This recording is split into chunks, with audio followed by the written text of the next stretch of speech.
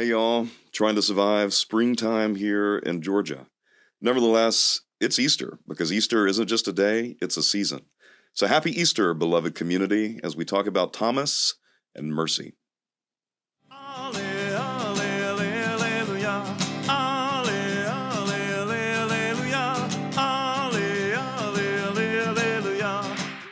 So today,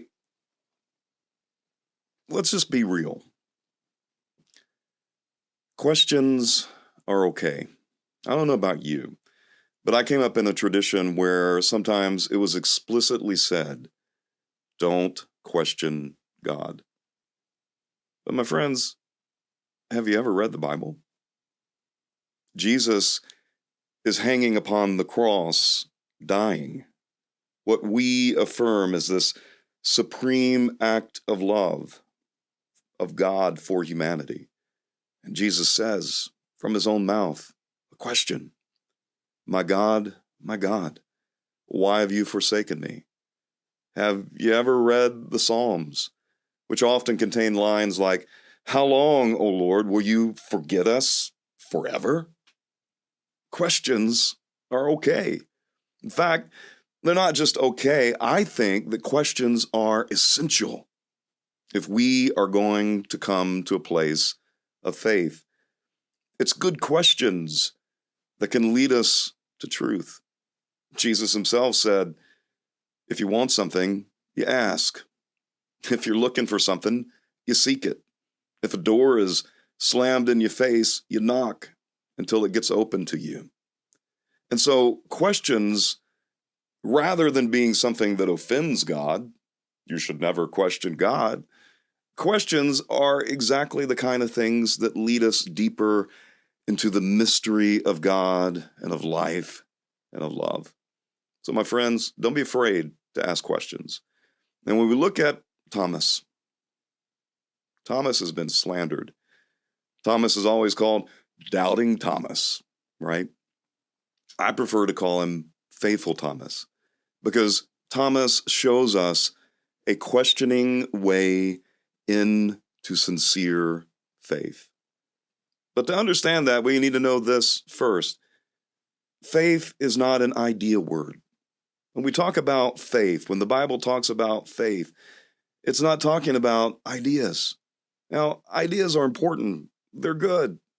It's important to have good ideas and logical ideas. It's important to critique and be thoughtful about what it is that we proclaim and what it is that we believe and what it is that we advocate for. Ideas matter. But when the Bible talks about faith, it's talking about relationships. Faith is a relational word. If you take the Greek word, you can translate the same word, faith, and faithful. And that's something I like to do because I think it helps us understand the way in which faith is not meant to be an idea word. Well, do I believe this idea that others find hard to believe? That's not what faith is. Faith is a relational word. Are we faithful? Are we trusting?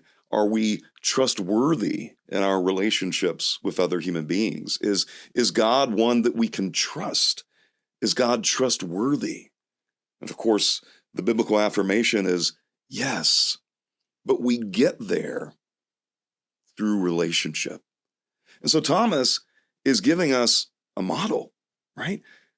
Thomas isn't the poster child for doubters and what you shouldn't do if you're trying to faithfully follow Jesus. Thomas is a model of exactly what it looks like to follow Jesus. Thomas is asking for what he needs, right? He says, look, I hear you. I hear what you're saying, and it's great that you've had that experience. Remember, Thomas wasn't there when Jesus showed up before with the other disciples. They're filling Thomas in on what he's missed. They got to see the wounds. Jesus showed them his wounds, right? And Thomas says, well, great. I need to see them too. And Jesus shows up. And Jesus seeks Thomas out. And Jesus doesn't upbraid Thomas. He says, you want to see? Then see. You need to touch? Then touch. And when Jesus says to him, hey, no more disbelief, believe. That's that Greek word for faithfulness. Thomas, don't fall away into unfaithfulness. Don't doubt the authenticity of this relationship. Commit to it faithfully. And then when Jesus says, hey, blessed are the folks that don't see and yet still come to faith, he's not cursing Thomas. He's blessing all of us who don't have the exact same opportunity to see Jesus in that physical, fleshly form and ask our questions and put our hands in those wounds. But it's also true that if we are to come to faith, then we need to be able to ask questions. We need to know that it's okay. And we need to understand that what folks need is sometimes to see the authenticity of our relationships. Jesus said in the Gospel of John, you're going to know that these folks are following me by the love that they show. It's our love in relationships. It's not our ideas. So often our ideas turn people off because that's all they hear. We're so enamored with defending our ideas. We're so enamored with culture wars. What people need to see is the authenticity of our relationships. They need to see folks who are faithful, right? Folks who are actually trusting in the truth of the gospel and following Jesus, which means being where Jesus was. Which brings us right back to those wounds that Thomas said, I need to see them. I need to touch them. I believe that what helps all of us come to faith is the fact that in the resurrection, we still see a crucified Lord. Off the cross, sure, but wounds still present. The wounds of Jesus show us that the cause of justice is triumphant, that there is hope as we seek the ways of peace, as we engage in this world with love, loving our neighbors and, yes, loving our enemies. As we show mercy in this world, we too might find wounds. Those wounds are never the last word.